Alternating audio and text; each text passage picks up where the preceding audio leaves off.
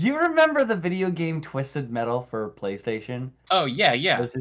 There's a show, Twisted Metal on Peacock. With Anthony Mackie. Yeah. Yeah, starring the Falcon, and Yeah. it's at first I was like, oh my gosh, this is so campy and so bad. And then I would watch like one or two episodes, and then all day the next day I'm like, I can't wait to watch this show. I don't know Really? why. Yeah. That's funny. It's so funny. You remember the crazy clown guy, Yeah, Sweet sure, Tooth. sure. So his body is somebody else, but his voice is done by Will Arnett Yeah. from I did see Arrested that. Development. Arrested And Development, sure.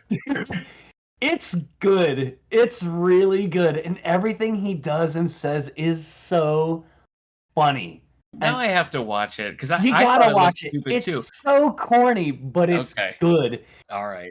It's a crescendo, man. Okay. Like Okay. all the way to the very end, it just gets better and better and better, and they keep including like these really good plot lines. I think. Okay. At first, you're kind of like, who cares? But then you realize, like, oh wait, no, I care about that. No, actually, I really want to know. I really want to know. And it's good, man. I saw a trailer and I was like, wait a minute, is this show secretly good? So I guess you've just confirmed that maybe Twisted Metal has something going on. All right. It took a little convincing, but now I'm a fan. Adding it to the list. Okay, let's do it.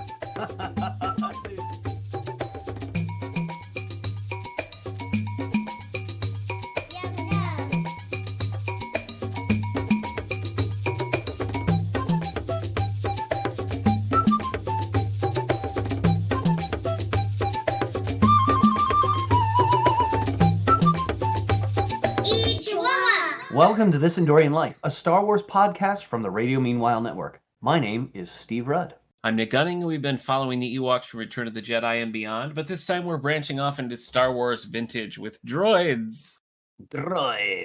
Today, we're discussing Droids Episode 3, The Trigon Unleashed. This episode originally aired painfully on September 21st, 1985. That's a bit of a spoiler. That's a bit of a spoiler on how you feel about Sorry, everyone, to just ruin it.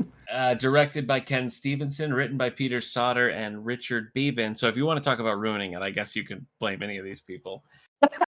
This episode was released on PAL in the collection Droids Volume 1, along with a couple other episodes. And it was released as a picture book a few years later in 1987. Yeah. Our featured creative today is Peter Sauter, the writer of this episode. He has an extensive career in writing animation, but most notably, he wrote the Care Bear movie and its sequels, Care Bears 2, A New Generation. That's the one with Picard. And Care Bears in Wonderland. A New Generation. All right, everyone, Care Bears down.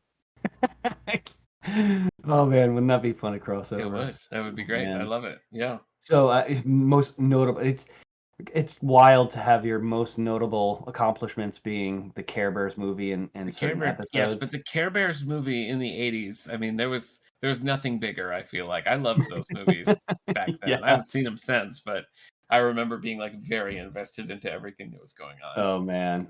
Speaking of being invested in what was going on, this, I'm pretty sure, is part 3 of 4 of this little saga that we're in. So we've got one more with Thal Jobin and Kea and all these people after this. It's nice of you to drop a coin in the investment that, like, I'm paying attention. This is the... Yes. I'm just, because you're counting the days till it's over. It's such a weird experience because I just feel like, okay, next, I'm just having trouble sinking into, like, investing into these characters for a few episodes and having them be gone. It just feels weird to me. I don't know why I can't do it, but I'm not having a good time. So the funny thing about this episode, I think it's the one that has the most that happens without any story progression behind it. True. It's kind of like, oh, okay, apparently here we are. Apparently there's a plan. Yeah. Apparently there's been a plan. Yeah. Add 2, and it's like, all right, okay, cool. Yeah. Would have been cool to have like episodes about like, hey, let's hatch this plan, but it's all like, I mean, what is it? It's like the fact that like foreshadowing isn't like plot progression. Well, I mean, It is, but it's not character development. Yeah. Where this is like, we had no foreshadowing, we had no character development. but Yes. just story, and it's just like, Just story. oh yeah, this was the plan all along, and it's like, no, it wasn't. No, it wasn't. Yeah.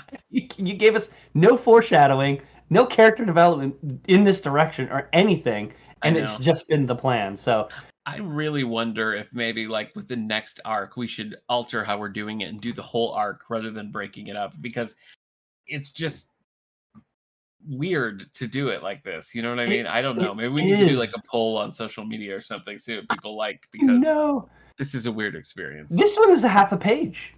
I mean, it's barely. I mean, I had to kind of stretch a little bit of it, but like this one was like there is not much that happens as far as like anything significant happening. So I actually watched this episode twice because I watched it when I was like doing other stuff, and I was like, okay, I must not have been like zeroing in again. And then my son and I watched it later, and I was like, no, I caught it all. Just...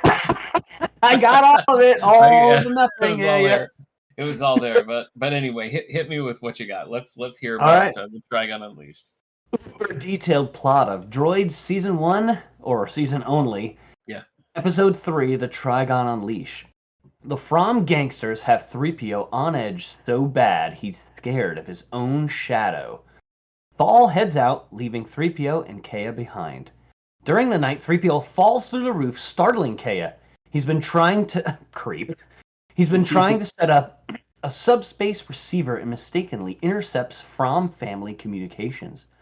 3PO and Kea drop eaves on a conversation between Tig and Size From talking about ambushing their very location. They are suddenly attacked by the gang and are trapped until Thal rescues them on the White Witch. The From gang are in hot pursuit and lead Thal into a trap. The From gang captures them and brings them to Tig. Tig demands they tell him where the Trigon 1 is. When they refuse, Tig reveals he has Kea's mother and Jord held captive. Somehow that happened off the screen. So Tig is furious when Thal says he will only speak to Size, the real power in the family. While en route to Size, Thal develops a plan. Once in front of Size From, without hesitation, Thal informs him that the Trigon 1 is on Ingo. Tig jumps into action, now knowing exactly where the Trigon 1 is. Wary, Size locks up Thal and Kea until he can figure out what Thal's game is. While in prison, 3PO and R2-D2 deceive the guard, allowing everyone to escape. Thal acts quickly to find Kea's mother, who was taken away earlier for interrogation. He must, because once the Trigon arrives, the whole area will turn into a crater. Tig is en route back to the base and finds favor with his father for retrieving the Trigon 1 successfully. Thal and Kea look for her mother while Jord and the droids secure an escape vehicle. Tig approaches the planet and discovers that the Trigon 1 has been sabotaged and programmed on a collision course with the From family installation. Thal and Kea find her mother and the group retreats to their escape ship, only to find out that Jord hasn't been able to get it started. The Trigon approaches on its collision course, and at the last second the group blasts out of harm's way before the Trigon obliterates the From family headquarters. Size is furious with Tig and Lix. Thanks to the group, the Trigon 1 is gone, as well as the From family gang. Sabotaging the Trigon 1 was brilliant. Even though the group worked hard to see the plan through, they give all the credit to 3PO, who literally did nothing the entire time. Roll credits. That's true. He was extra not helpful this time around. Yes. Imagine being true to character. So extra in your own show. I mean, he's like literally the sixth character in line, seventh maybe. Yeah. I mean, I think even behind R2-D2. Like, yeah, I don't know, man. This episode was it was too much. Even reading through it again, I was reminded of how much stuff happened off camera to make this episode happen. And it's like, that's a big mistake when you think of all, like, even Star Wars in general, Star Wars movies, like The Last Jedi, about how much stuff has happened off camera when that movie starts, you're like, whoa, okay, what's going on? Whoa, what are we doing here? All right, we're in like all out war now. All of a sudden, there's a bunch of rebels, and so or resistance, excuse me, and yeah, that like it's sometimes it's hard to accept or hard to stomach some of the things that happens when there's zero plot development, and it's just like, well, this is this was the plan, right? And so like Jord, there was no, I mean, was there even a conversation about Jord being gone? I don't think at the so. beginning of that episode, I don't think so. Yeah, no, they I had don't like think no so. idea. He just hasn't been showing up for days It's on another planet, like, bro, what the heck? I just like, from a production standpoint, I'm just so baffled by this whole experience that you and I have been having with Ewoks and droids, because the serialized story here is a little bit like what they toyed with in the beginning of Ewoks, with the whole Morag like being the big bad, but Ewoks was like, that's not working, ditch it quickly, and they kind of moved past it, and then we get into more episodic things, again focusing on the title characters, the Ewoks, rather than introducing new people and having them be the lead. But a lot of the same people were involved in both of these shows, and it's just so interesting to me. I mean, they're both bad, so that makes sense, but it's like they're bad in different ways. Like this almost suffers from breaking off too much. You know what I mean? Like, I think you're right. where the I think Ewoks it does. sometimes Yeah. it's just like, okay, go and do this one thing. And this is like, you've got all of these pieces going, but it's just not connecting. Like you're saying, you're sort of being like, wait, what? Who? Where? You know what I mean? And it's not, I don't find it fun. You know what I mean? Like, it's not, I don't know. I feel so bad for people who are like listening to week after week, us just being like, why would you make a show like this? But honestly, why would you make a show like this? It's so, for me personally, because I pick everything, right? The hardest thing for me to accept in Return of the Jedi is the fact that all of this stuff has happened and I didn't get to see it. Right? So for me, here's an episode that I kind of care very little about, and it does the same thing, and it's just like, dude, what is it? Like, So it's, I don't know. Are they trying to play with like? Was this supposed to be an arc? Was there supposed to be like 6 episodes, and they were like, well, let's just cut some of the episodes, and what story can we cut out to make it to 4? Oh, let's just assume that this has happened and this has happened. Meanwhile, you and I are sitting here going, oh, it would have been nice to have actually seen that. That would have been a worthwhile episode.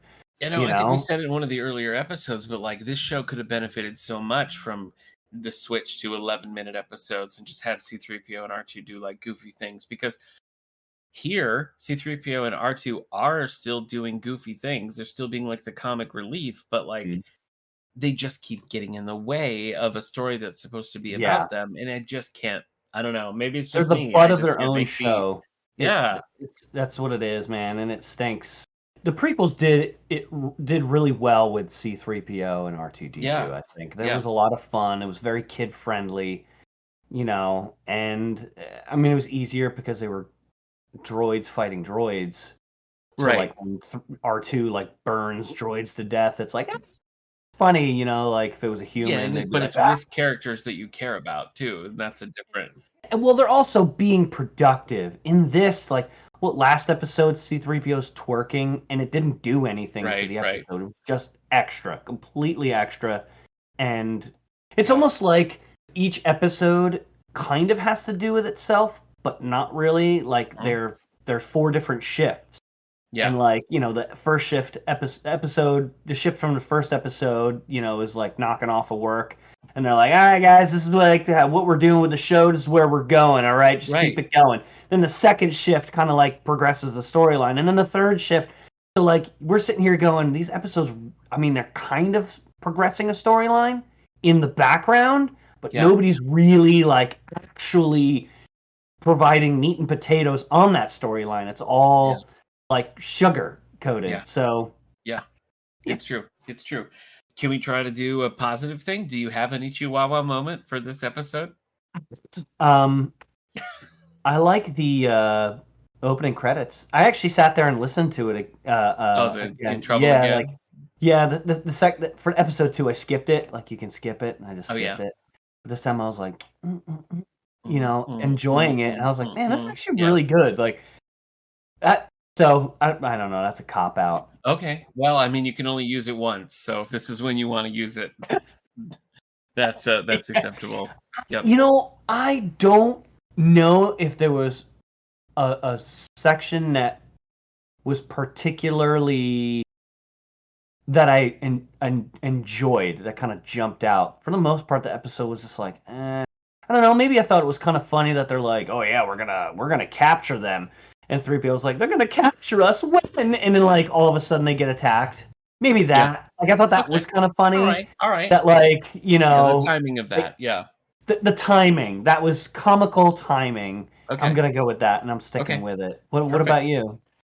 Mine is about them being captured as well. It's when they stick them in the chamber that doesn't have gravity, and so they're like floating around and like can't right themselves and everything. I actually thought that was interesting because I was trying to think, like, outside of Leia flying through space in The Last Jedi, is there a time when we deal with no gravity in Star Wars? I can't think of one. Yeah, I think you're right.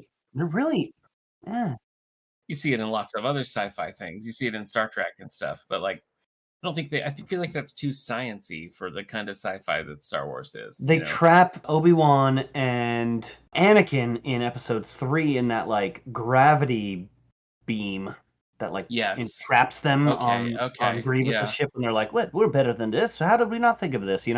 But yeah, you're right. I think like gravity in itself has not been a concept, in a science fiction science, right? When we talk about like science fiction science, like a laser bolt arcing, like in The Last Jedi, which is impossible, and people will be like, well, there's other improbabilities with that entire scene as well. But like, true. There's still at least science fiction or like film science that you stick to. Yeah. So yeah, like, that's funny. That's a great point. I don't know. So I mean, I know that's a silly one, but it just made me think for a minute. So I'm gonna give that one props. Kavark moment. I mean, boy. Dude, there was a lot in this episode that I really did not like. I thought it was kind of weird that like C-3PO is setting up a subspace transmitter. Like, one, wouldn't they already have something like that? Two, why would he be doing that? Actually, there was something significant about that scene that I thought of that we've also not seen in Star Wars. You brought up a great point about gravity.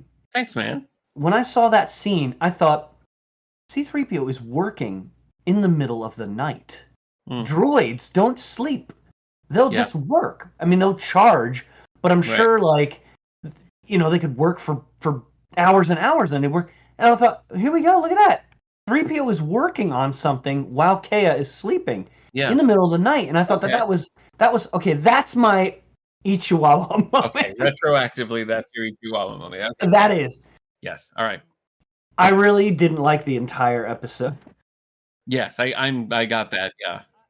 My Oak arc is basically the fact that the plot happened off screen. Somewhere else. On a better show. Somewhere else.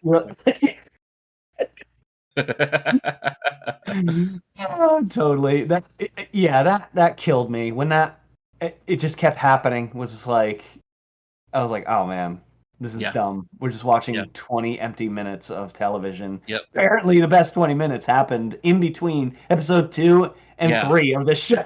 Okay. All right. What about you? It's tough because there are two things that I thought were like really weird. One, when C-3PO was doing the transmitter thing and he accidentally got a TV show, and it was like 2 R2 units. One was a cowboy and one was like a cowboy and Indians kind of thing. And he was like, it's R2's favorite show. It's like, I thought that was a weird joke. Like, it was just like the sense of humor there was just like an odd thing to have it be 2 R2s. Like, in a Western was just weird. So it's either that or when they're hanging upside down and the villain like tickles C-3PO to get information. Oh yeah. I thought that's right. The tickling was maybe worse. I think the tickling was worse. You wouldn't think that R2 would like have downloaded illegal copy of it online. Yeah. Of his show. I would expect more. Yeah. I would expect more from him. Well, yeah. I don't know. I don't think we should rate it. I don't think there's any point. This one is like a 1.5. This was terrible. I felt the length so hard. Yeah, I felt it in this one too. Oh my gosh. Time is at a standstill. And then like the expediency of like, we gotta get out of here, and it's like, you don't have the ship start. That hangar was full of like freaking ships. Yeah, and they picked idling. They picked one that holds like 200 people. What did you do? Why did you do that? There's like 5 of you, and so it's just like, wouldn't you just be like, oh, the ship doesn't start, and just walk out and into another one in the hangar? Sure. Come on, man. That was weak. That was weak and stupid, and like, I don't know. Okay. Yeah. All right. We only got one episode left in this arc, and maybe the ending will somehow be satisfying. Like maybe the last episode will just be action packed, and we'll be like, "All right." I hope so. It will not redeem. That's your prediction. The show. This arc is irredeemable. It's just irredeemable. Well, I am excited about our next episode because we're switching franchises for a moment. Yes. Next time it's going to be Star Trek Day, and so for our Star Trek Day special, we'll be covering the very first episode of Star Trek the Animated Series, Beyond the Farthest Star. Oh yeah. Which aired exactly 50 years ago from the air date of our episode. So. Oh no way. Yeah. Like same week, pretty much. Yeah, September 8th, 1973. Oh no way. We'll be dropping the Star Trek episode on September 8th, 2023. So 50 years. Do it. Same day. Yeah, same day. Man. We need somebody to comment online being like, I saw that episode on television, and now I'm listening to your episode 50 years later. 50 years later. Yeah. Person's got to be like 70 something years old. Yeah, gotta be pushing 70. Yeah. Well, no, because they would have been 20 when the episode. I'm not good at math. At least, let's say at least 60 years old. At least 60. Yeah, they are 10 years old when they watched it. Yeah. That's what we're hoping for. Yes. Yeah. So we're going to be covering Star Trek, and then we'll pop back for more Ewoks and the conclusion of Droids. The first arc. Yes, the first arc. Let's not ruin all other arcs because of the first one. Yeah. Okay. Well, then I will see you on the bridge of the Enterprise, my friend. I will take us out. Okay. This Endorian Life was brought to you by the Radio Meanwhile Network. Other shows on this network include Previously on X-Men, 90s Music Got Me Like, and 9021 Here We Go! Share your thoughts on this and upcoming episodes by following us on Facebook or Twitter @Endorian Life. And please rate, subscribe, and share the show wherever you get your podcasts.